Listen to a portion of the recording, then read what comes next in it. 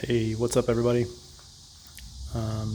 As you can tell, as of starting this video, that the car is pretty much 99% completed, minus some seat belts and a roll bar that I need to get, and a front splitter. So I'm just going to go around and show you everything that's pretty much been done, if I can remember, after that last video I made. But here we go. So I got my side splitters on from Top One, and then I have my rear diffuser on from them also. Those are painted matte black, and I still have to grab my front splitter from the paint shop, which I'll probably do this week, so I can get that all on. I made a dump tube this weekend out of my old Blackworks Racing dump tube that was for the ram horn manifold, and I bled the brakes a few days ago, and the clutch line. I did all those by myself, and well, my brother helped me a little bit on those. And then I got the brake lights working and all my switches working with my fuel pumps. So I got my AFR gauge, my water temp, boost, oil pressure, and voltage gauge. I got them wired up. So this first switch right after the start button will allow you to power the rest of the switches. So the first switch will basically power the other switches and turn on the first fuel pump, which I'll show you in just a minute. And then the second, obviously the fuel switch will power the second fuel pump, which will send the fuel to the engine. And then I got the clutch switch, which I still have to hook up to the clutch, but I have that one switched, hooked up to the boost and the air fuel ratio gauge. So when I hit that switch, those gauges will actually start working. They both still power on, but with that switch they actually start reading stuff. And then the fan switches for the fan. So I got my pedals down there, and the Wilwood proportional valve, which you can't see because it's hidden under the dash. The knob is right there in the center. You can see it right there. And then that's wired up to the brake light switch, which is just one wire. And whenever you press the brakes, it has a pressure sensor on it, so it turns the lights on when you press your brakes on. There's my my ECU mounting plate, and then I got to clean some wires up, as you can tell, just behind there. Got both the seats in. I got to switch out my center console from my old one that will actually match the seats. The only thing I still really need to do is have my front brakes disc size match the rear, because the rear discs are actually larger than these front ones. I just have to buy a mounting bracket that will allow the bigger discs to go on with the caliper. Let's see what else here. I got my catch cannon, which is right here, and then my coolant overflow, and I got my hard line routed for the coolant overflow to the bottom of that. And then this oil cap, it's really cool. It's from Level 7 Performance.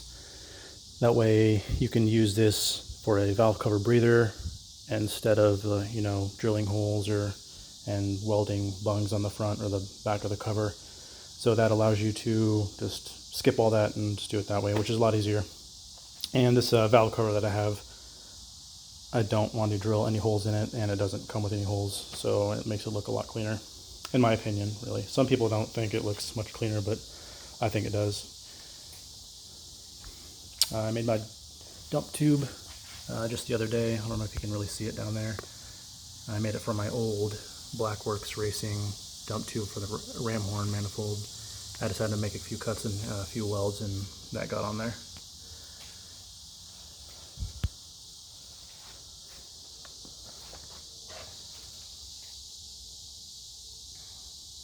Just give you a look at it here.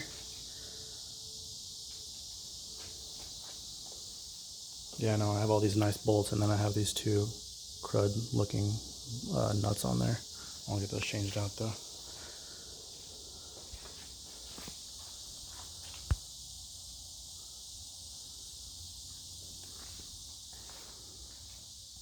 All right, and then let's see. This is a Jay's Racing Wing. It's for an RSX, but it does fit on the 99 2000, I guess 96 to 2000 Honda trunks too. As you can tell, it fits just fine. So that's all bolted up. So if you want a Jay's Racing Wing, just get one for an RSX and it'll fit just fine. Here, we're gonna get in the trunk here. So there it is. It's a little dusty in there. I need to clean it up. As you can tell, the paint still looks really good, really nice from when I painted it with that Rust-Oleum paint.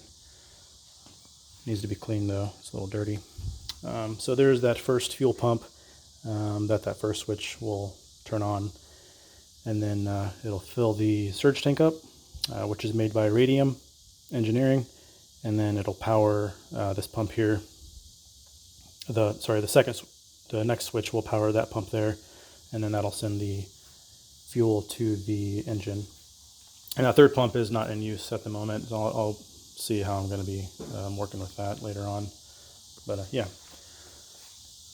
I still have to grab my rear seat delete from the shop too, but I think we're going to paint that matte blue so it kind of matches everything, and it's not too shiny, because if it was shiny it might blind you.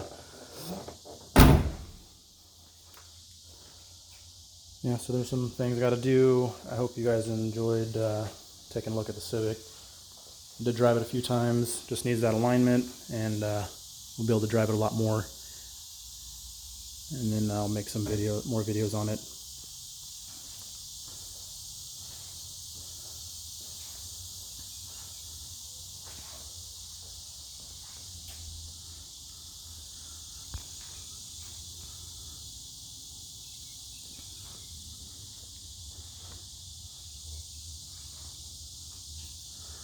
Oh, let me show you one other thing. I'll probably show this in another video, I think.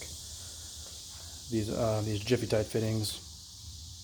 If you want something easy to remove, these are expensive, but for easy installment and removal, if you ever need to, these basically just pop right off by pulling these back and pulling the hose off. Same thing with my fuel lines, which I've showed you guys in the previous videos. Except this one. Well, this one will pop off right here, but this one just comes off that easy. And this one actually doesn't leak any fluid because it has a seal inside of it. So this one can be taken off whenever I want.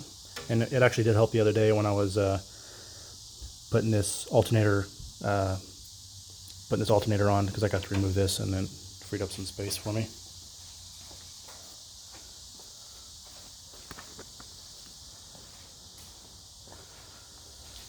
So some small adjustments and a few other things, and we'll be ready to go.